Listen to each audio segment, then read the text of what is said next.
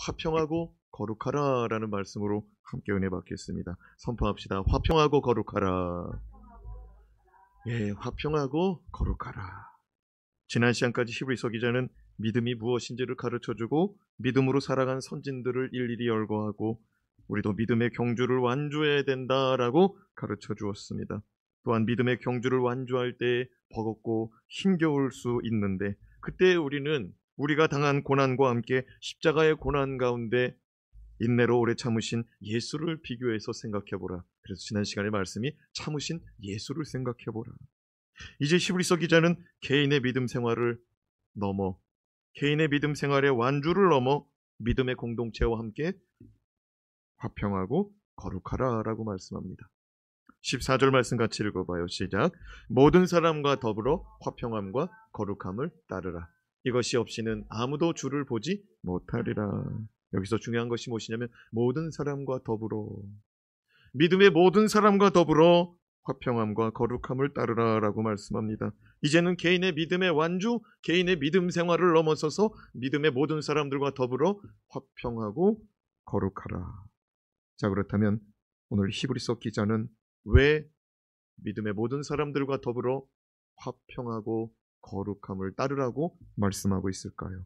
첫 번째, 주님과 함께하기 위함입니다. 선포합시다. 주님과 함께. 주님과 함께하기 위해서는 화평하고 거룩해야 되기 때문에 14절 말씀을 다시 한번 읽어요. 시작. 모든 사람과 더불어 화평함과 거룩함을 따르라. 이것이 없이는 아무도 주를 보지 못하리라. 히브리서 기자는 모든 사람과 더불어 화평함과 거룩함을 따르라 말씀하면서 그리하는 이유는 이것이 없이는 아무도 주를 보지 못하기 때문이다. 선포해 봅시다. 화평과 거룩이 없으면 주님을 보지 못합니다. 사실 화평과 거룩은 우리 모두가 다 받은 것인데 예수 그리스도의 보혈의 피로 말미암아 값없이 다 받았습니다. 우리 모두가 화평과 거룩을 다 받았습니다. 그런데 때때로 우리는 주님으로부터 받은 이 화평과 거룩을 잃어버리게 된다는 것입니다. 거룩은 하나님께서 나의 모든 죄악을 예수의 피로 씻어 주심으로 말미암아 우리가 얻게 되는 것이 거룩입니다. 죄 없다 하시면서 우리를 온전한 자로 삼으신 것이 거룩의 상태입니다. 그러나 우리가 십자가의 사랑과 십자가의 은혜를 망각하고 그것이 얼마나 큰 은혜와 큰 사랑인지를 잊어버림으로 우리는 범죄하여 하나님과의 화평도 잊어버리고 사람들과의 화평도 잊어버리고 하나님 허락하신 거룩도 잃어버리게 되는 것입니다. 이제 히브리서 기자는 믿음의 모든 사람들과 더불어 화평과 거룩함을 따르라 라고 말씀합니다. 마태복음 5장 9절 말씀을 같이 읽어봅시다. 시작. 화평케 하는 자는 복이 있나니 그들이 하나님의 아들이라 일컬음을 받을 것이며. 화평케 하는 자는 복이 있나니 예수님이 하신 말씀입니다. 팔복 가운데 하나입니다. 화평케 하는 자는 복이 있나니 저들이 하나님의 아들이라 일컬음을 받을 것이. 화평케 하는 자는 영어로 피스메이커입니다. 무슨 말이에요? 평화를 만드는 자, 화평을 만드는 자가 피스메이커예요. 하나님과 화평케 하는 자는 복음을 전하는 사람입니다.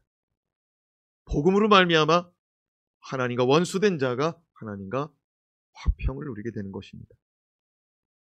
또한 사람과 사람 사이를 화평케 하는 자, 그도 피스메이커, 그도 화평케 하는 자입니다.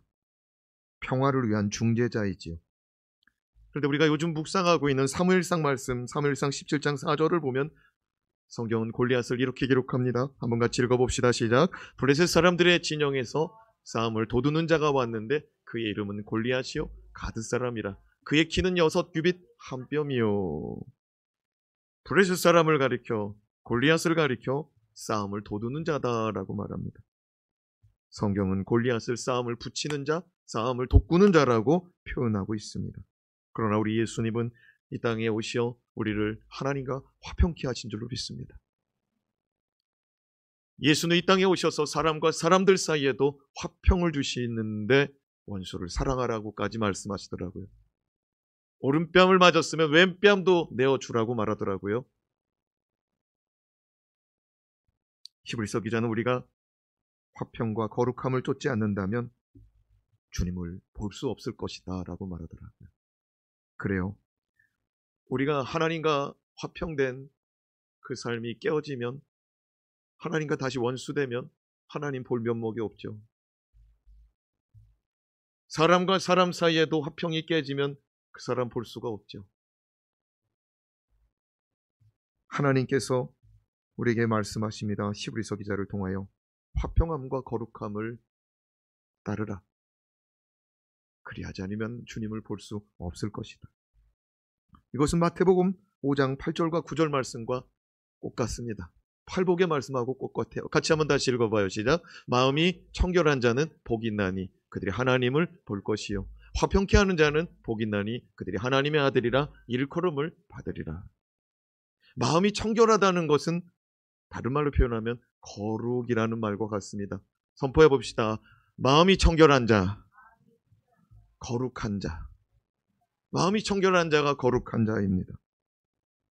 그가 하나님을 볼 것이라고 말합니다. 우리가 하나님 아버지 앞에서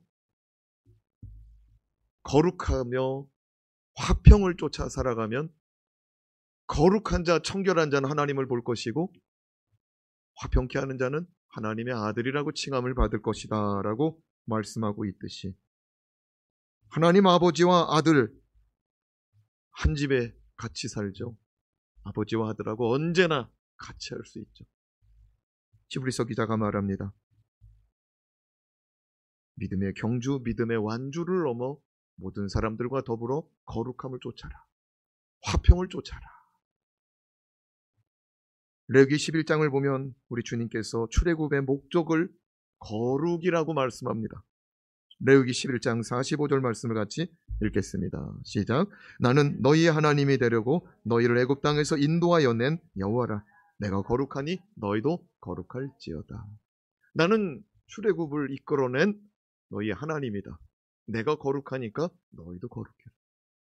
출애굽의 목적을, 출애굽의 주권자, 출애굽의 주도자가 나다라고 말하면서 하신 말씀이 내가 거룩하니까 너희도 거룩해라. 애굽은 세상을 말합니다. 세상에서 이끌어내신 거예요. 그게 출애굽이에요. 그 출애굽하게 하신 이유가 뭐냐? 거룩하게 살라고. 나처럼 거룩하게 살라고. 여러분, 거룩하지 못하면 15절에 뭐라고 말했냐면 너희는 하나님의 은혜에 이르지 못하는 자가 없도록 하고 라고 말합니다. 여러분, 거룩은 은혜를 까먹는 거예요. 아니, 거룩하지 못하다는 것은 은혜를 까먹는 거예요. 거룩하면 하나님과 같이 되는 거예요. 거룩하면 하나님이 가까이 오시는 거예요. 그래서 거룩함을 따르라고 말하는 거예요. 거룩함을 따르라는 건 주님 따르라는 거예요. 화평을 따르라는 것은 주님 따르라는 거예요. 주님은 이 땅에 화평케 하러 오신 줄로 믿습니다. 근데 골리앗은 싸움을 붙이러 오더라고요. 우리는 골리앗 같은 자가 아니라 화평케 하는 주님 따라가야 될 줄로 믿습니다. 그 주님이 우리에게 말씀합니다. 내가 거룩하니까 너희도 거룩하라. 히브리서 기자는 화평과 거룩을 잃어버림으로 말미암아 하나님의 은혜에 이르지 못하는 자가 없도록 가르쳐주고 있습니다. 저와 여러분은 화평케 하여 하나님의 아들로 인정받고 아버지와 함께 영원히 살아가기를 주님의 이름으로 축원합니다. 둘째로 히브리서 기자가 믿음의 경주를 완주하는 이야기를 마치고 왜 화평과 거룩을 들고 나왔는가?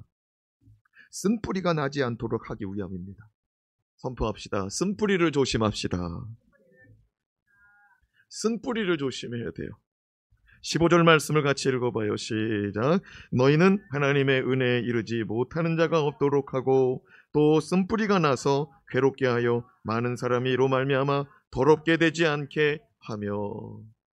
쓴뿌리가 난 결과가 무엇인가? 많은 사람들이 더러워진다. 말씀을 다시 올려볼까요? 쓴뿌리가 나서 괴롭게 한다. 그리고 쓴뿌리가 나서 많은 사람들이 이로 말미암아 더럽혀진다라고 말씀합니다. 쓴뿌리는 겉으로는 잘 보이지 않습니다. 그러나 쓴뿌리의 열매는 사람들을 괴롭게 하는 것이라고 가르쳐줍니다. 쓴뿌리가 열매 맺게 되면 많은 사람들이 더러워질 것이다 라고 말합니다. 히브리서 기자가 인용한 쓴뿌리의 근원의 말씀, 신명기 29장의 말씀입니다. 신명기 29장 18절로 19절 말씀 같이 한번 읽어봅시다. 시작. 너희 중에 남자나 여자나 가족이나 집 하나 오늘 그 마음이 우리 하나님 여호와를 떠나서 그 모든 민족의 신들에게 가서 섬길까 염려하며 독초와 쑥의 뿌리가 너희 중에 생겨서 이 저주의 말을 듣고도 심중에 스스로 복을 빌어 이르기를 내가 내 마음이 완악하여 젖은 것과 마른 것이 멸망할지라도 내게는 평안이 있으리라 할까 함이라. 색깔 글씨만 한번 읽어볼까요? 시작. 독초와 쑥의 뿌리가 너희 중에 생겨서 내 마음이 완악하여 내게는 평안이 있으리라 할까 함이라. 히브리서 기자는 신명기 29장에 독초와 쑥의 뿌리를 인용하여 쓴 뿌리라고 말씀합니다.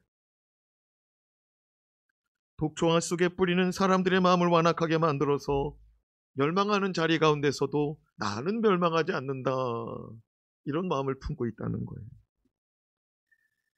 그런데 쑥의 뿌리, 독초의 뿌리가 어떻게 생겨났냐면은 신명기 29장 18절 말씀에 그 마음이 우리 하나님 여호와를 떠나서 생겨났다고 말합니다. 우상 숭배하는 우상의 신들에게 그 마음이 빼앗겨서 독초와 쑥의 뿌리가 생겨났다고 말합니다.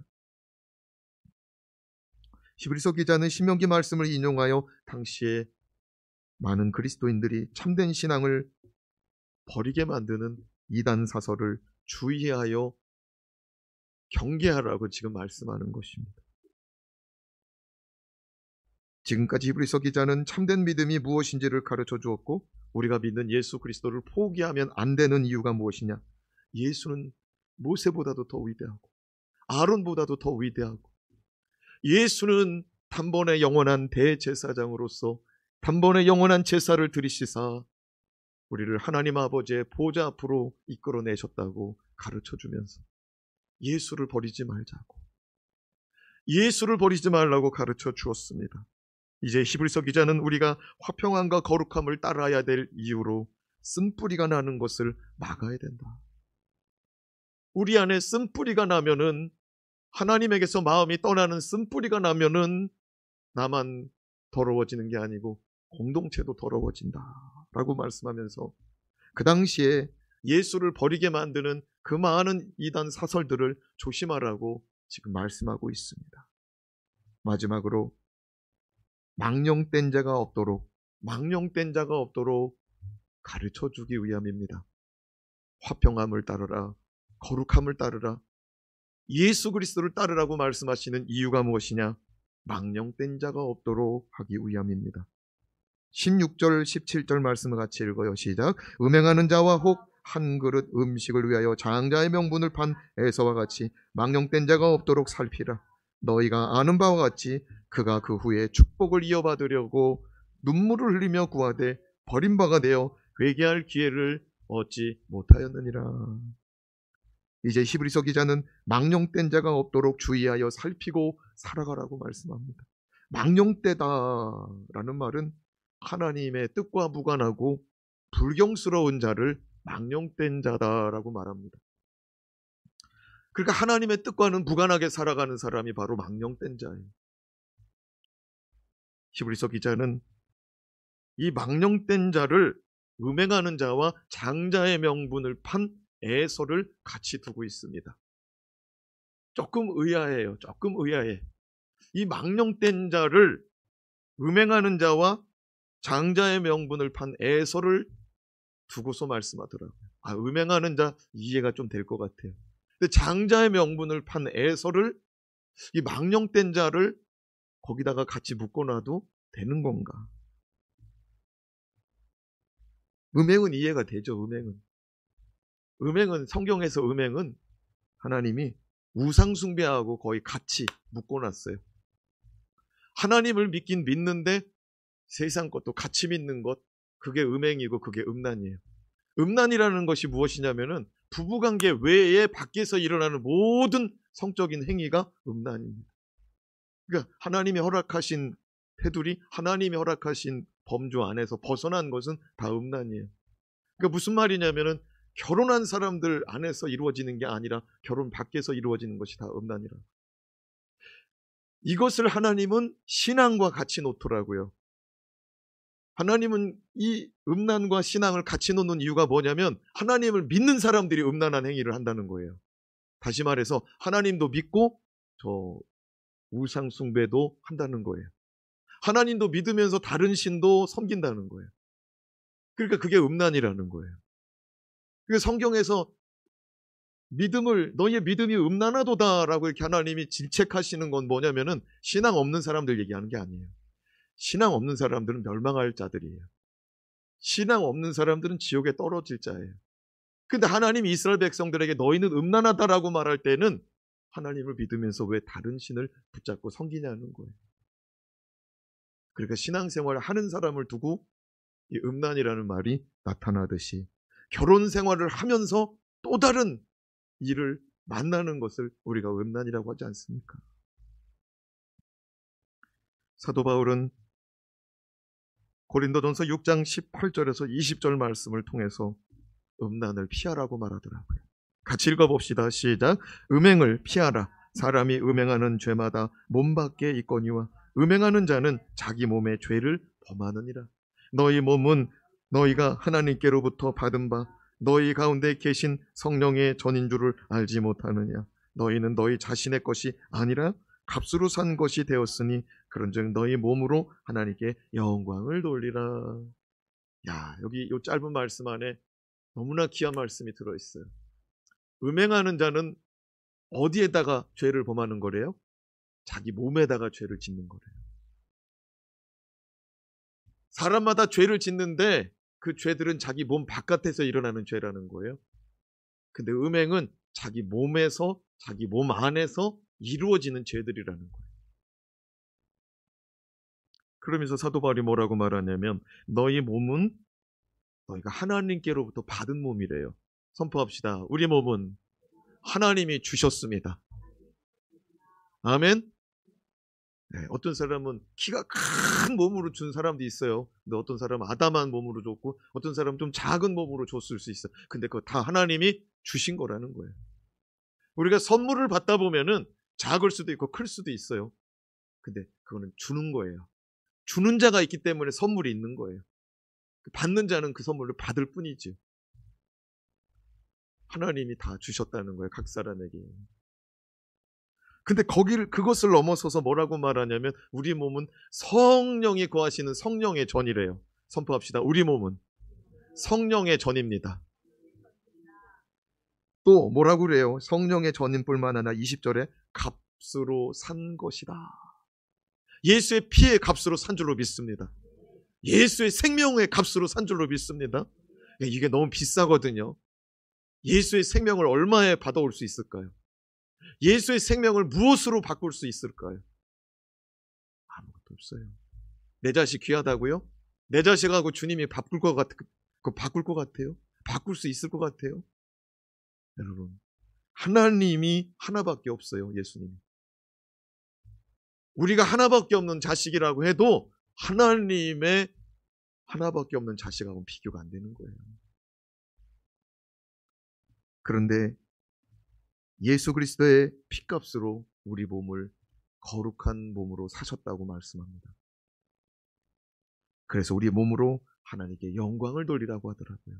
선포합시다. 하나님께 영광을 돌립시다. 사도 바울은 우리 몸이 얼마나 귀한지를 말씀해요. 우리 몸이 얼마나 귀하냐 이거예요. 하나님이 주신 몸이라는 거예요. 하나님이 예수 그리스도의 피값으로 바꾸셨대요. 값주고 사버렸대요. 그리고 우리 몸은 성령의 전이라고 말씀합니다. 그러니까 성전이기 때문에 함부로 굴리면 됩니까? 안 됩니까? 안 된다 이거예요.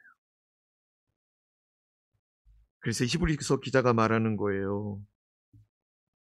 이 귀중한 성전의 몸을 육체의 정욕에 이끌려서 음행하여 죄를 지면은 하나님을 볼 수도 없고 하나님의 은혜를 받아 누릴 수도 없다는 거예요. 그러니까 거룩하라 이거예요. 그러니까 하나님과의 화평의 관계가 깨지지 않도록 애를 쓰라는 거예요.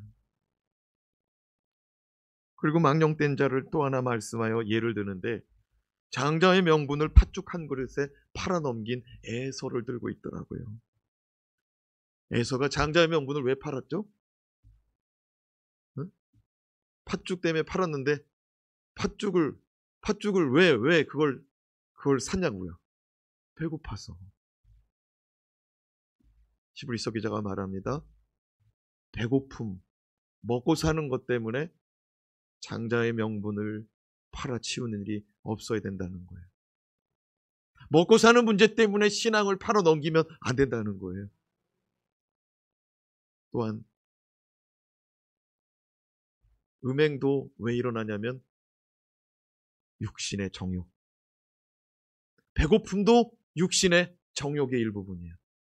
식욕, 성욕, 그게 다 정욕이잖아요. 육신의 정욕이라고.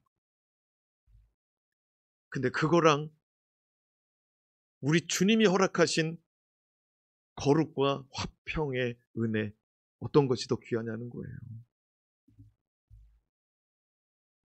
히브리서 기자는 예수 그리스도를 믿는 믿음으로 거룩과 화평을 잊어버리지 말라고 말합니다. 에서는 너무나 배가 고픈 나머지 동생 야곱이 팥죽을 줄 테니 나에게 장자의 축복을 내게 팔라라고 그럴 때 아무 생각 없이 팔아버렸습니다. 훗날 자신의 수행이 얼마나 큰 실수였는지를 깨닫고 후회하며 눈물을 흘렸지만 에서는 회개할 기회를 얻지 못했다고 히브리서 기자는 증언합니다.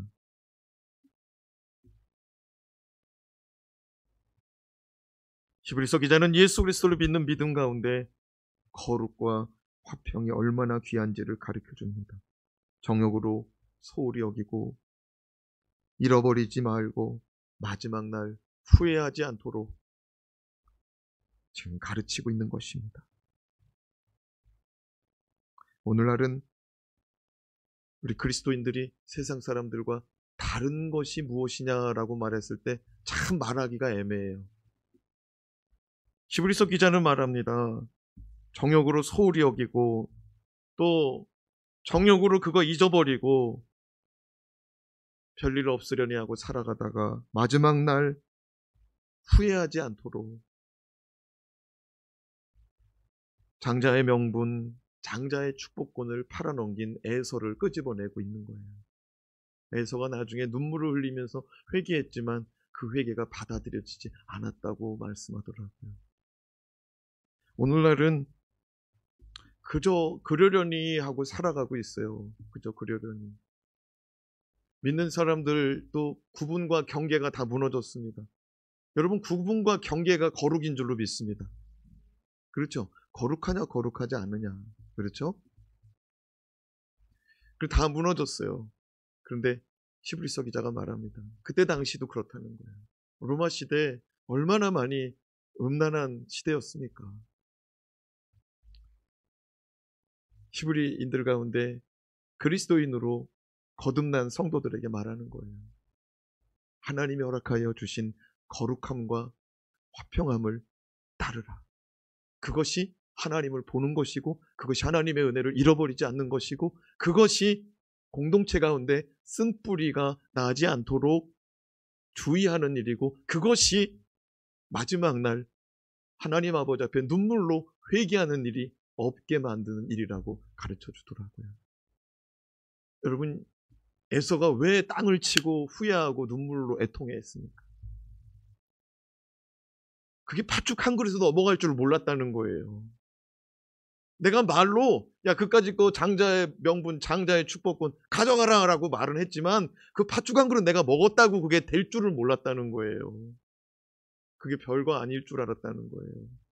그런데 그것이 큰 자기 인생 가운데 오점이었다는 거예요. 사랑하는 여러분, 우리가 이 땅에 살아갈 때 하나님이 허락하여 주신 거룩과 화평, 오늘 히브리서 기자가 말합니다. 거룩함과 화평함을 따르라. 거룩함과 화평함은 예수 그리스도인 줄로 믿습니다. 예수를 따르라는 거예요. 거룩을 따르라는 거예요. 화평함을 따르라는 거예요. 참 쉽지 않아요. 그래도 우리가 믿음의 길을 걸어야 된다고 오늘 히브리서 기자가 가르쳐주고 있어요. 여러분, 히브리서 기자는 오늘날 우리 한국교회 오면은 인기가 있겠어요, 없겠어요? 네? 내가 봤을 땐 인기 없어. 왜? 믿음으로 살으라고. 믿음으로 살으라고. 어? 거룩하게 살으라고. 화평하게 살으라고. 이거를 계속 외쳐대고 있어요. 사랑하는 여러분, 근데 이게 진짜라고 말하는 거예요. 히브리서 기자가 이게 진짜 믿음이라고 말하는 거예요. 이게 진짜라고. 저와 여러분의 인생 마지막 날 하나님의 심판의 자리는 다 면할 줄로 믿습니다. 예수 그리스도 안에서 다 면할 줄로 믿습니다. 그런데 그날에 상 받는 자가 있고 상 받지 못하는 자가 있는데, 그날에 가서 이게 천국에 들어가는 정도가 중요한 게 아니었구나. 하나님 아버지 앞에서 칭찬받는 장자의 명분, 장자의 축복권을 내가 소홀히 했구나. 우리가 그렇게 후회하는 인생이 될지도 모른다는 거예요. 하나님 기뻐하시고 하나님 원하시는 인생 빚어 만들어 주시고 그렇게 하루하루 살아가기를 주님의 이름으로 부탁드립니다. 기도합니다.